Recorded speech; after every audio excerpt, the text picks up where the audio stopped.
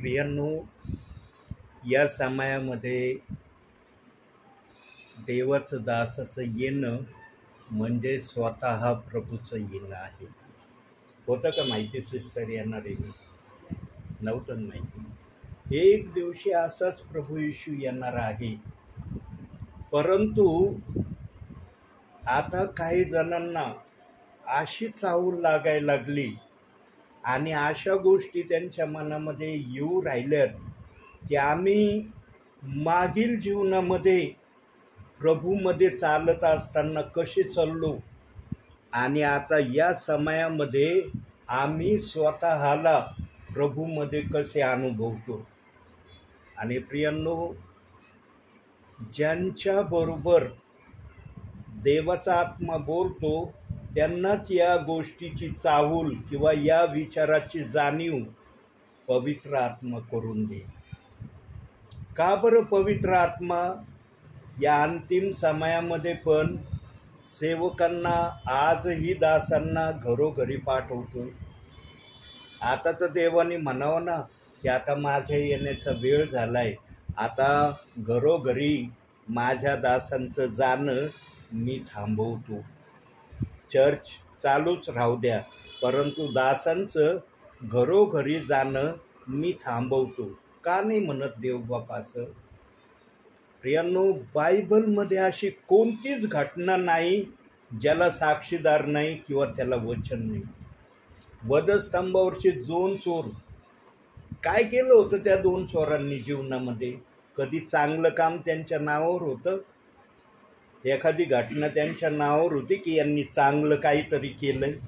सगळं वाईटच त्यांच्या नावे होते. का आमच्या प्रभूंनी पाहिलं त्या चोरांकडं? प्रियांनो, येशू ख्रिस्ताचं त्या 2 चोराकडं पाहणं अतिशय महत्त्वाची घटना आहे. त्यामध्ये एक विचार, एक आशय आमच्या प्रभूंनी ठेवलाय. काय विचार आणि काय आशय ठेवलाय की आमचा प्रभू कितीही वाईट व्यक्ती असो त्याला मरणाच्या घटकेपर्यंत आपलं लेकरू समजतो. जगाने नाकारलं होतं, शिक्षा झाली होती त्यांना मरणदंडाची, पण आमच्या प्रभूने मरणदंडाची शिक्षा दिली का? काय बोलला आमचा प्रभू एका चोराला? आजच तू मजबरोबर सुख लोकात असशील. काय आवश्यकता होती का त्या चोराला एवढा मोठा आशीर्वाद देण्याची? कारण ज्याने प्रभूकडं पाहिलं, प्रभूच्या विचाराशी सहमत झाला, त्यांनाच आशीर्वाद देवबाप देतो.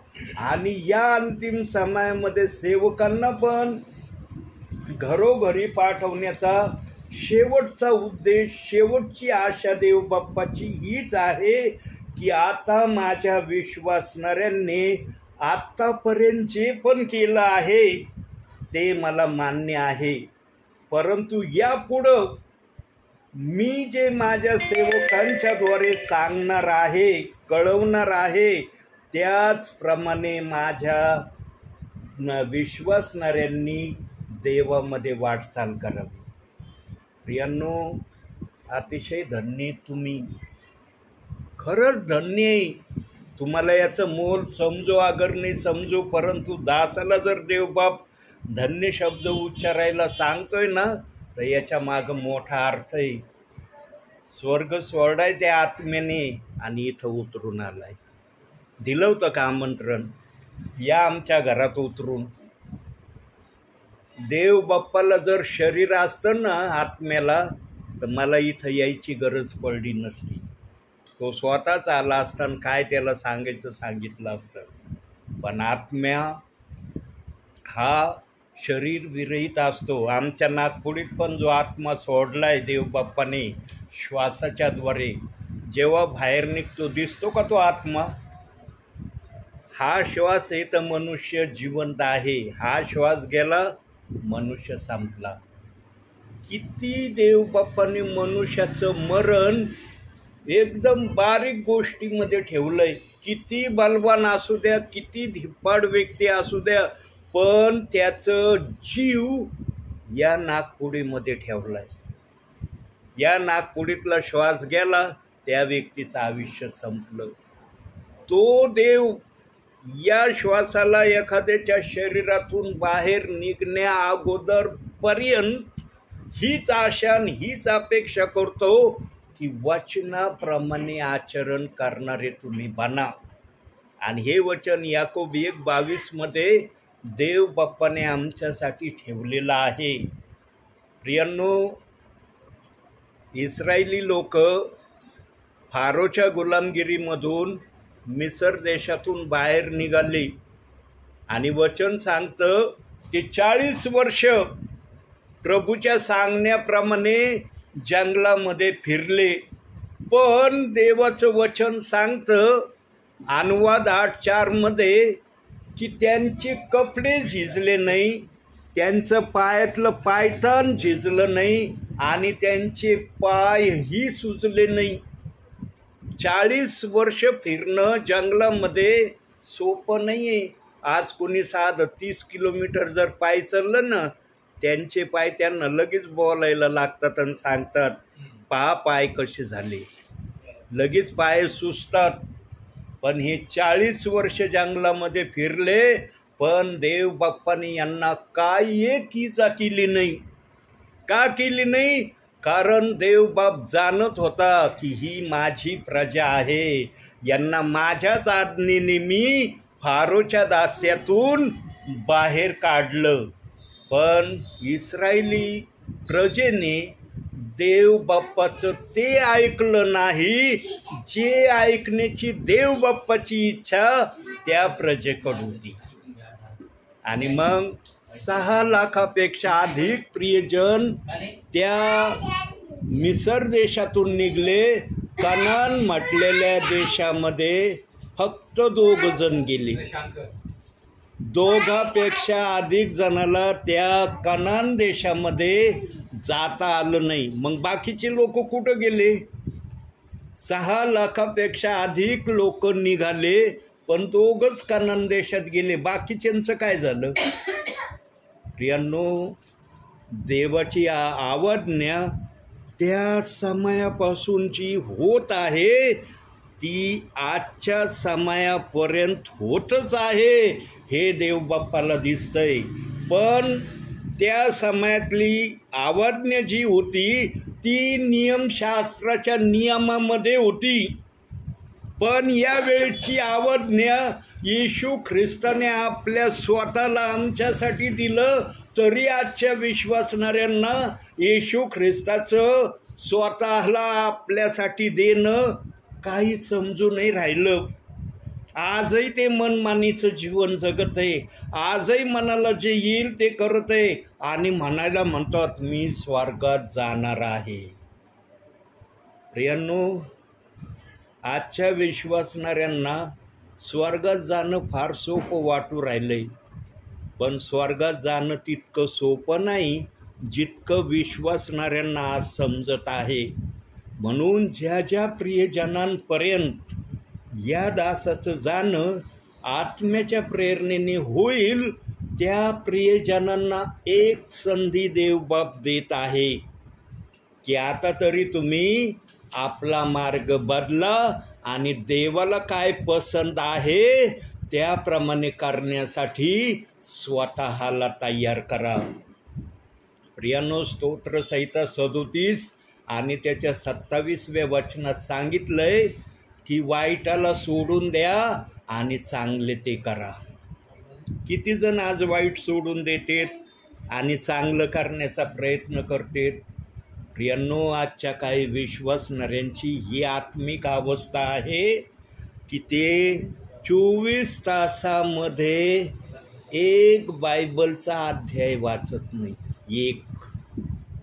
24 तासाचा वेळ देव बाप्पाने दिलाय, पण एक अध्याय वाचण्यासाठी त्यांच्याजवळ वेळ नाही. काही जण तर त्याच्या पुढं चाललेत, ते तर प्रार्थना देखील करत नाही.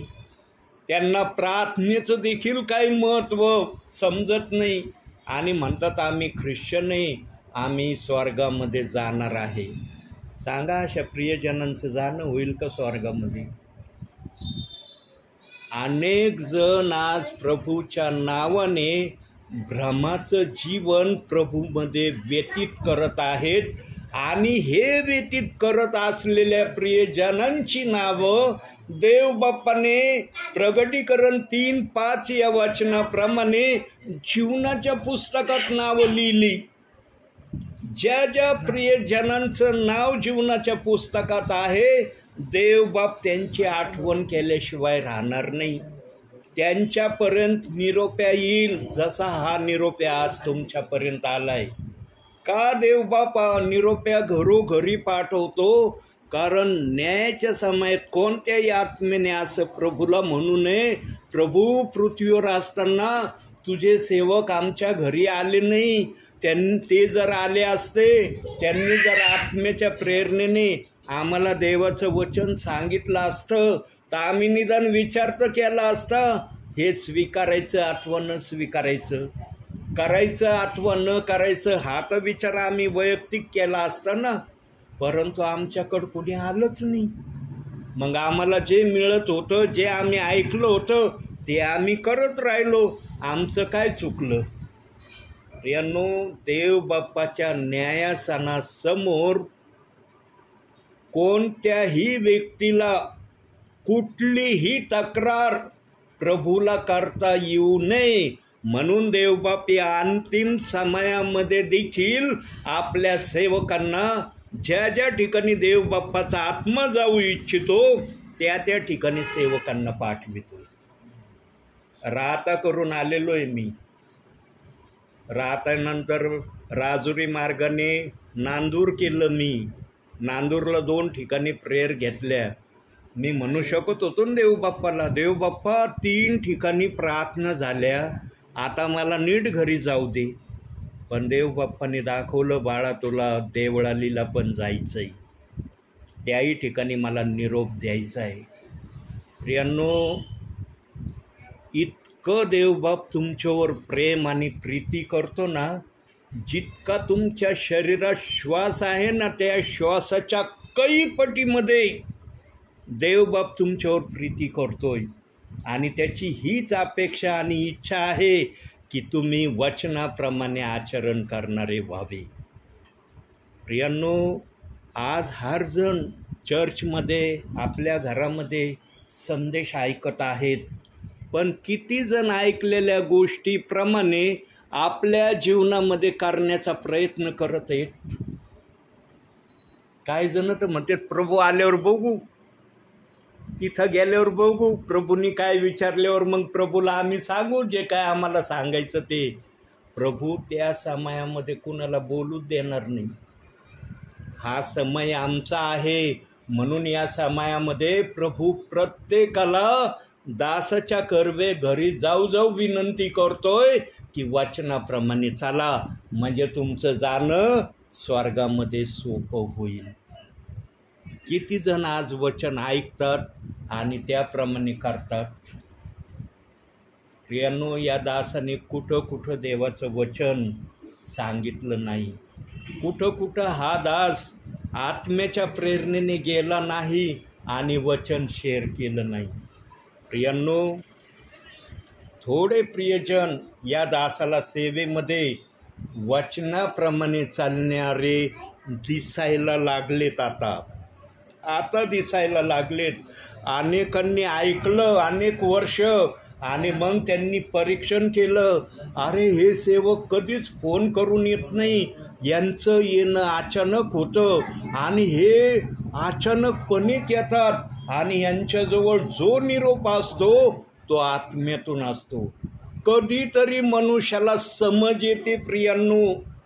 म्हणून एक दाखला बायबलमध्ये दिलाय. एक अन्यायी न्यायाधीश होता आणि त्या अन्यायी न्यायाधीशाकडं एक विधवा यायची आणि रोज म्हणायची, महाराज माझा न्याय करा.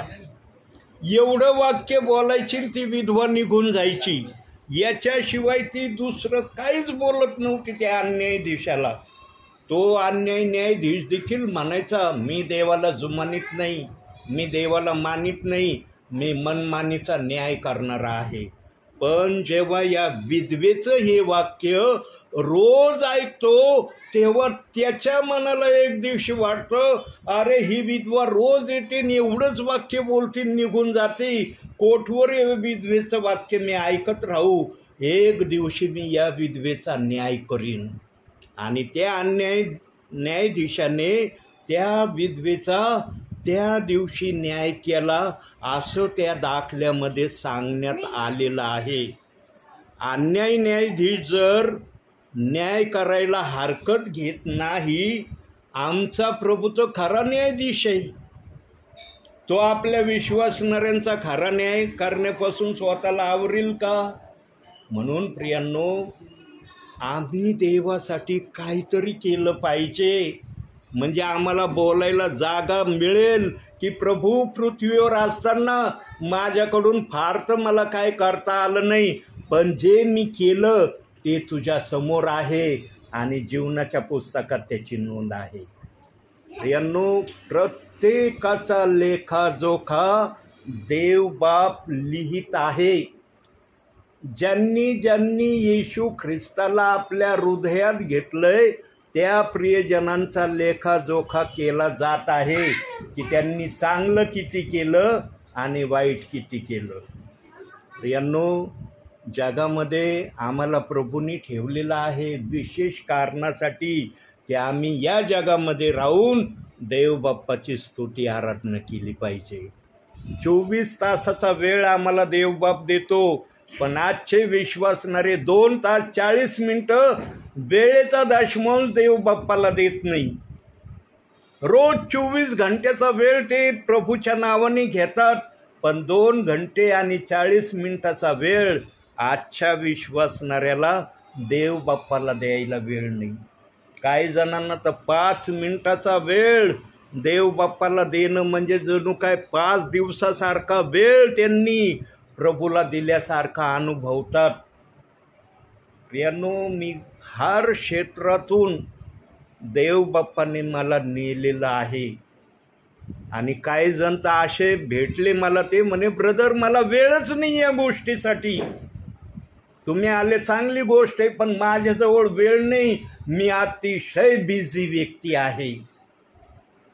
प्रियांनो, देवासाठी ज्यांच्याजवळ वेळ नाही ना, त्या व्यक्तीसारखा दुर्दैवी व्यक्ती या जगामध्ये कोणी नाही. देवबाप तुम्हाला एवढा वेळ देतो, तुम्हाला थोडा वेळ देवबाप्पासाठी नाही. निरोप आला, चला काय निरोप आहे आम्ही ऐकू तर करू, करायचा अथवा न करायचा आम्ही ते नंतर बघू, पण निरोप काय आहे आम्हाला ऐकायला हरकत काय. आता हे आणखी एक वाक्य बोलतो आणि या ठिकाणी थांबतो आणि ध्यान देऊन ऐका ते वाक्य. या दासाचा एखाद्या परिवारामध्ये अतिशय खालच्या पातळीमध्ये म्हणजे अतिशय वाईटरित्या त्या विश्वासणाऱ्यांनी अपमान केला. ते विश्वासणारे या दासाला इथपर्यंत बोलण्यापासून राहिले नाही, ब्रदर आजपासून आमच्या घरात यायचं नाही, उठा आणि निघून जा. इथपर्यंतचे शब्द या दासाला जर एखादा परिवार, एखादा विश्वासणारा जर बोलला असेल, तो दास परत त्या ठिकाणी प्रेयरला जाईल का? नक्की? तुमचं काय उत्तर आहे? नाही जाणार. तुम्ही सर्वजण नाहीच्या फेवरमध्ये आहे. परंतु देवाच्या आत्म्याने मला काही महिन्यांनी, काही वर्षांनी परत दाखवलं, बाळा त्याच घरी प्रार्थनेला जायचंय. ज्या घरामध्ये तुझा फार अपमान झाला, फार तुझी निंदा झाली, तुला इतक्या खालच्या पातळीचे शब्द ते विश्वासणारे बोलले की ते तुला ऐकवले देखील नसतील, पण तू माझ्यामुळं ते सहन केले आणि त्यांना प्रत्युत्तर केलं नाही. प्रियांनो, जेव्हा माझं त्या परिवारात जाणं झालं ना, आणि अशा परिवारामध्ये अनेक ठिकाणी प्रभूंनी मला घेऊन गेला. ज्यांनी ज्यांनी ज्या ज्या शब्दांनी मला दुखवलं होतं ना, तेच प्रियजन आज प्रभूमध्ये आहेत आणि तेच प्रियजन म्हणतात खरे सेवक येईल. इतका अपमान, इतकी निंदा आम्ही केली, पण हे सेवक आमच्याकडं परत आले. दुसरे कुणी असते तर त्यांनी तोंड पाहिलं नसतं, म्हणले असते जीवनात कधीच प्रभू मला त्यांचं तोंड पाहायला देखील पाठवू नको. पण हे सेवक आमच्याकडं आले आणि मग त्यांनी काय उत्तर दिलं माहिती आहे का मला? त्यावेळेस स्वागत केलं माझं, मला घरात बसवलं, जसं आमच्या ताईंनी चहा पाणी दिलं त्यांनी पण दिलं. आणि घरातले प्रमुख व्यक्ती मला म्हणाले, ब्रदर तुमच्याजवळ जो पण निरोप आहे आम्हाला देवाच्या वचनाशी मतलब आहे, तुम्ही देवाचे दास आहात, तुमच्याजवळ देवाचा निरोप आहे, आम्ही तो ऐकू, आम्हाला करायचं अथवा नाही करायचं हे आम्ही प्रभूला विचारू. इतकं माझ्या मनाला समाधान झालं. म्हणलं देव बाप्पा धन्यवाद. मला तर वाटत होतं हे दारातूनच मला म्हणतात की काय आता परत आले का, तुम्हाला आहे का नाही काय, आम्ही इतकं वाईट बोलूनही तुम्ही आमच्या दरवाज्यात आले, परत निघून जा, असा शब्द मी ऐकतोय की काय, ही माझ्या मनाला हुरहुर लागली होती. पण या ठिकाणी तर मी वेगळाच शब्द ऐकतोय. आणि त्या ठिकाणी देव बाप्पाने पण असं वचन पाठवलं त्यांच्यासाठी. प्रियांनो, ते प्रियजन ते ऐकून प्रभूकडे त्यांनी विचारणा केली काही जणांनी, देव बाप्पा हे आलेले देवाचे सेवक ओनली जीजस या नावाने आम्ही यांना ओळखतो, परंतु यांच्याजवळ जो संदेश आहे तो अतिशय आत्म्याच्या प्रेरणेचा संदेश आहे, आम्ही काय करायचं? मग देवबाप्पांनी त्यांना 2 वचनं दाखवली. आता ते आपण उघडणार नाही, मी फक्त रेफरन्स बोलतो, कारण याच्यात रेकॉर्डिंग होत आहे. ही रेकॉर्डिंग तुम्हाला मी पाठवणार आहे, त्यावेळेला ते वचनं खोलून तुम्ही जरूर बघा. पहिलं वचन देवबाप्पांनी दाखवलं, योहान कृत शुभवर्तमान याचा 5वा अध्याय आणि 24वं वचन त्या प्रियजनांना देवबाप्पांनी दाखवलं. आणि ते वचन जेव्हा त्यांना समजलं तेव्हा त्यांना प्रभू कळायला सुरुवात झाली. आणि देवाचा आत्मा म्हणला, याप्रमाणे तू केलं नाही तर तुझं माझ्या दरबारात कसं येणं होईल याचा विचार कर. आणि ते त्या वचनाप्रमाणे करण्याची तयारी त्यांनी प्रभूला दाखवली. दुसरं वचन प्रगटीकरण 11वा अध्याय 2रं वचन, त्या ठिकाणी सांगण्यात आलेलं आहे की ज्यांनी ज्यांनी देव बाप्पाचं ऐकलं नाही त्यांना स्वर्गात येता आलं नाही, त्यांना अंगणात बसावं लागलं. आता तुम्हाला अंगणात बसायचं का स्वर्गात यायचं हे तुम्ही ठरवा. आणि जेव्हा त्यांना वचन समजायला लागलं तेव्हा या दासाचं महत्त्व देवबाप्पाने कळू दिलं आणि त्यांना आठवू दिलं की या दासाच्या तुम्ही भावना कशा कशा प्रकारे दुखावल्या, पण या दासाने तुम्हाला प्रत्युत्तर केलं नाही. तुम्ही जे म्हणले हा दास गपचूप करायचा, चालायला लागायचा. माझा दास बोलू शकत नव्हता तुम्हाला, पण माझ्या दासाला मी एकच वाक्य सांगून ठेवलेलं आहे की समोरचा व्यक्ती अज्ञानी आहे, त्याला समज नाही, समज असती तर तो बोललाच नसता. असं तो अज्ञानाने भरलेला आहे म्हणून तो असं बोलतो. तू सुज्ञानी आहे ना, तू गप्प ऐकून घे. आणि बघा, देवाच्या आत्म्याने काही परिवारांना, काही विश्वासणाऱ्यांना योग्य समयामध्ये समज दिली. आणि मग देवाने मला सांगितलं, बाळा त्या ठिकाणी प्रार्थनेला जा. दुसरा एखादा सेवक असताना तो कदाचित देवबाप्पाला म्हणला असता, देवबाप्पा मी सगळ्या ठिकाणी जायला तयार होईन, पण त्या ठिकाणी मी मुळीच जाणार नाही, कारण त्या ठिकाणी माझा इतका अपमान झाला, इतक्या माझ्या भावना दुखावल्या गेल्या ती मी सांगू शकत नाही. पण मी देवाचा आदेश आला, मी देवाला काही नाही बोललो. आज राहता करून आलो, राजुरी करून आलो, नांदूर केलं. मी म्हणू शकत होतो, देव बाप्पा मी 3 ठिकाणी गेलो, आता मला घरी जाऊ दे. आणि रस्त्याने मला पाऊसही लागला प्रियांनो. मी आल्यावर सांगितलं ना तुम्हाला, काही ठिकाणी पाऊस वाऱ्या वावदानासह आलेला. प्रियांनो, देव बाप्पाने तुमचं पण ठिकाण दाखवलं. मी लगेच म्हणलं, अरे माझा देव बाप्पाचा आत्मा त्या ठिकाणी आहे, मला गेलं पाहिजे. आणि या ठिकाणी आल्यावर तुम्ही काय ऐकत आहात त्याला साक्षीदार आहेत का नाही? एखादा दास म्हणला असतं, मला किती लांब जायचं आहे, मला किती दूरचा प्रवास करायचा आहे, जाऊ दे शॉर्ट अँड स्ट्रीटमध्ये 2 मिनिटाची प्रार्थना करतो निघतो. पण मी असं करत नाही, कारण माझ्या देवाला या समयामध्ये आपल्या लोकांची काळजी आहे. तो काळजी घेणारा देव आहे. आम्हाला सेवक नाव तुम्ही सेवक म्हणून म्हणता कशासाठी? कारण हे देवाचा निरोप सांगणारे आहेत, म्हणून आम्ही देवाचे सेवक आहोत. सेवकाने कधीच सेवेमध्ये दिरंगाई करू नये. प्रभूचा आत्मा जे त्याला सांगण्यासाठी सांगेल त्याने वेळेकडे लक्ष न देता देवाचा निरोप सांगितला पाहिजे. आणि जो सेवक अशा अनुषंगाने सेवा करील त्या सेवकाला या ठिकाणी तर प्रतिफळ देवबाप देणारच आहे, पण स्वर्गामध्ये तर त्याचं प्रतिफळ फार मोठं असणार आहे. म्हणून प्रियांनो, त्या प्रतिफळामध्ये देवबाप्पाने तुम्हाला पण वर्ज केलेलं नाही.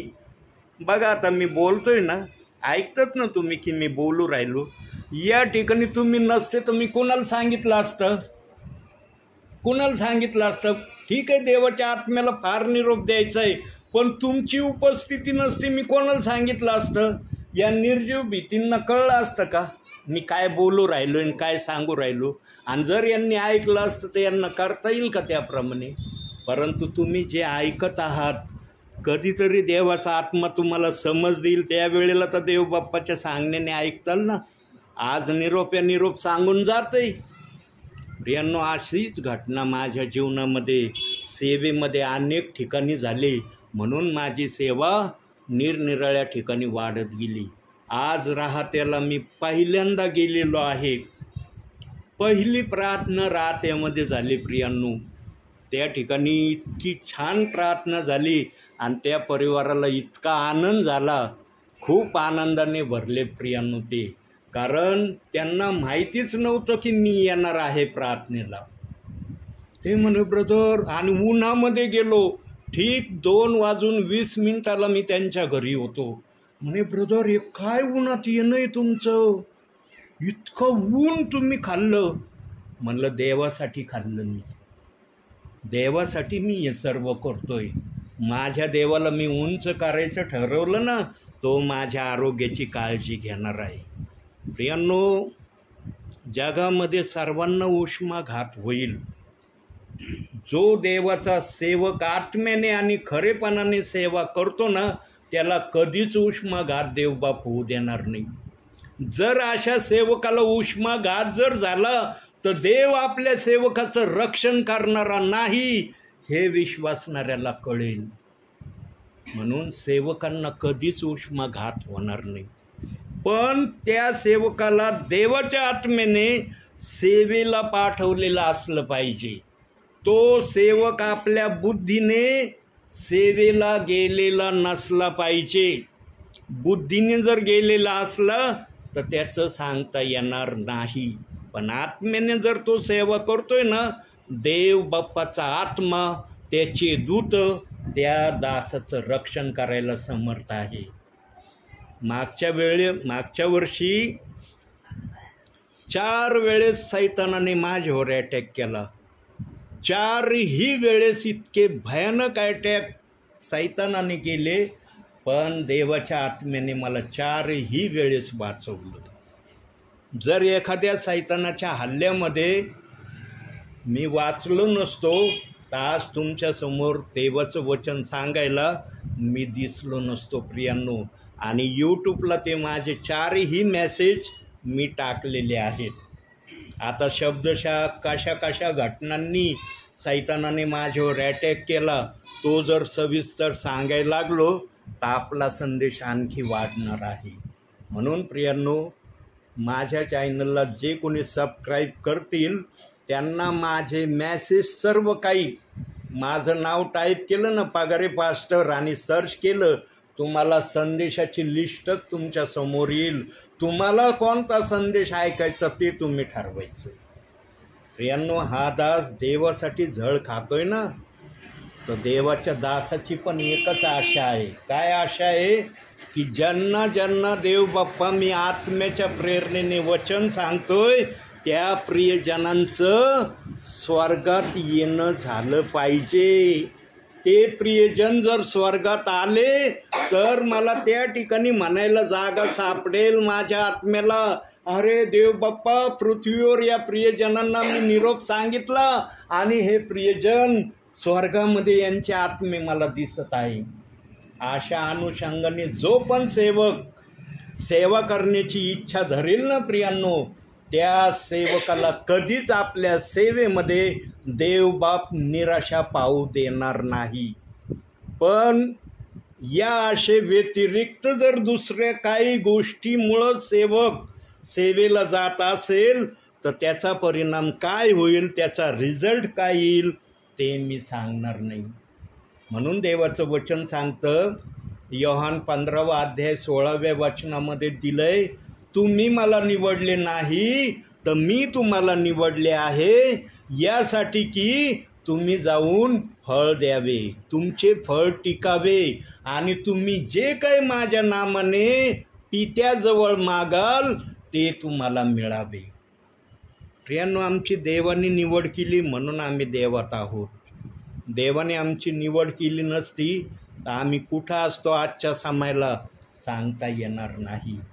तो देव आजही आपल्या विश्वासणाऱ्यांना आणि सेवकांना मदत करण्याचीच अपेक्षा धरतो. म्हणून या दासाला आत्म्याने तुमच्यापर्यंत आणले आणि इथं आल्यावर काय तुम्ही ऐकलं ते तुम्हाला समजत आहे. म्हणून प्रियांनो, शेवटी एक वाक्य बोलतो आणि थांबतो. आपल्या भावी जीवनामध्ये वचनाप्रमाणे आचरण करण्यापासून कधीच आपल्या शरीराला, आपल्या बुद्धीला आणि आपल्या आत्म्याला आवरू नका. वचनाप्रमाणे चालण्यासाठी सदैव आपल्या शरीराला प्रभूसमोर सज्ज ठेवा. म्हणून आजच्या या छोट्याशा संदेशातून, छोट्याशा विचारातून देवबाप तुम्हाला आणि मला भरपूर आणि भरपूर आशीर्वाद देऊ. आमेन.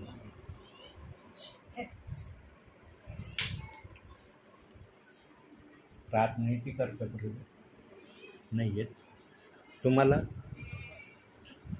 कॅथलिक. अच्छा, असू दे. देवबाप्पाची तर ओळख आहे ना, मग प्रार्थना करायला काय